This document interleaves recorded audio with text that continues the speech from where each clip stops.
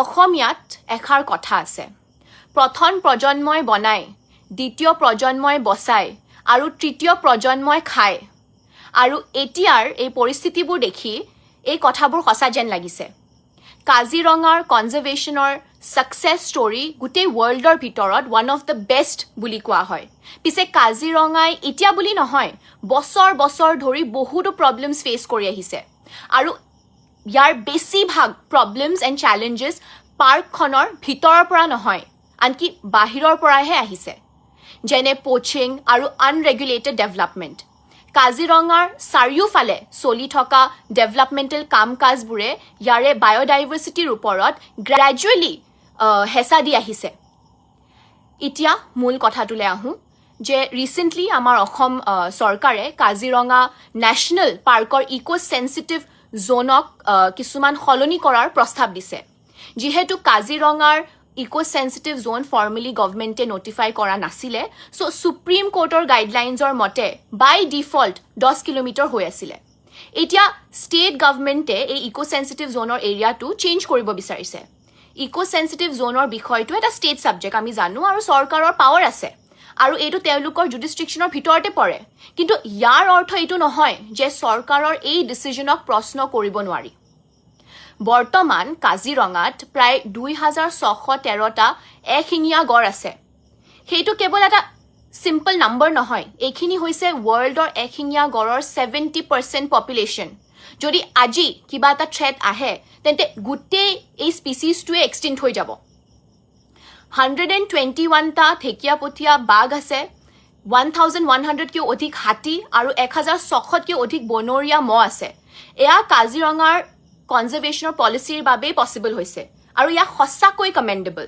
কিন্তু এতিয়া এনেকুৱা লাগিছে যে ইক' চেঞ্চিটিভ জ'নৰ বিষয়টো লৈ চৰকাৰে নিজৰে কিছুমান কনজাৰ্ভেশ্যনৰ মেজাৰ্ছবোৰ কণ্ট্ৰডিক্ট কৰিছে। এইটো ডিচিজন আৰু চৰকাৰৰ নিজৰ আগৰ ষ্টেণ্ডৰ মাজত এটা ডাঙৰ ডিফাৰেঞ্চ দেখা পোৱা হৈছে। যিহেতু আমি জানো যে কাজিৰঙাৰ চাউদাৰ্ণ পাৰ্টটো কাৰ্বি আংলঙৰ পাহাৰৰ সৈতে লাগি আছে, চৰকাৰে নিজে কাজিৰঙা আৰু কাৰ্বি আংলঙৰ মাজত 9টা কৰিডৰ আইডেণ্টিফাই কৰিছে আৰু প্ৰায় 3270 স্কুৱেৰ কিলোমিটাৰ জুৰি এক বিশাল এলিফেণ্ট ৰিজাৰ্ভ এষ্টাব্লিছ কৰি ইয়াৰ ইম্পৰ্টেঞ্চ মানি লৈছে। এই ৰিজাৰ্ভটো ষ্টেটত চবতছে মেজৰ আৰু ডাঙৰ এলিফেণ্ট ৰিজাৰ্ভ হয়। যিহেতু আমি চবেই জানো যে কাজিৰঙাখন এখন ফ্লাড প্লেইন হয় আৰু বাৰিষাৰ সময়ত যেতিয়া বানপানীয়ে কাজিৰঙাৰ বেছিভাগ অংশ বুৰাই পেলায়, তেতিয়া গড়, হাতী আৰু মহৰ দৰে বহু প্ৰাণীয়ে এই ওখ পাহাৰবোৰত আশ্ৰয় লয়। প্ৰজেক্ট এলিফেণ্টৰ আৰু বহুত চাইণ্টিষ্টবোৰৰ ৰিপৰ্টছবোৰে সকলোৱে এই কানেক্টেড ৰুটটোৱেদি যে জীৱ জন্তুবোৰ ফ্ৰিকুৱেণ্টলি অহা যোৱা কৰে, সেই তাৰে এভিডেঞ্চ পাইছে আৰু সেইবাবে এই কৰিডৰ্ছবোৰ বনোৱা হৈছিল ইন দ্য ফাৰ্ষ্ট প্লেচ। আৰু অলৰেডি বহুত আনৰেগুলেটেড ডেভেলপমেণ্টছ এই কৰিডৰ্ছবোৰত হৈ আছে আৰু এই কাজিৰঙা আৰু কাৰ্বি আংলঙৰ ফুটহিলছৰ মাজৰ এৰিয়াখিনিত মানে আগতেও হৈছিল আৰু এতিয়াও হৈ আছে।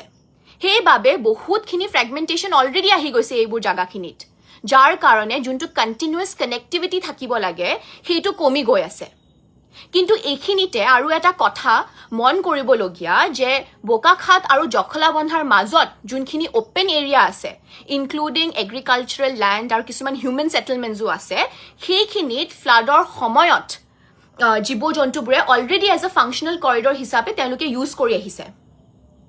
এতিয়া ডাঙৰ কুৱেশ্যনটো হ'ল যে চৰকাৰে যদি এই large interconnected Kaziranga tiger reserve আৰু Kaziranga Karbi Anglong elephant reserve area আৰু কৰিডৰসমূহৰ ইম্পৰ্টেঞ্চ ক্লিয়াৰলি বুজি পায় আৰু জানে যে অলৰেডি বহুত ফ্ৰেগমেণ্টেশ্যন এইবোৰ জাগাত হৈছে, তেন্তে ঠিক একে সময়তে কাজিৰঙাৰ ইক' চেঞ্চিটিভ জ'ন কম কৰাৰ যোনটো প্ৰপ'জেল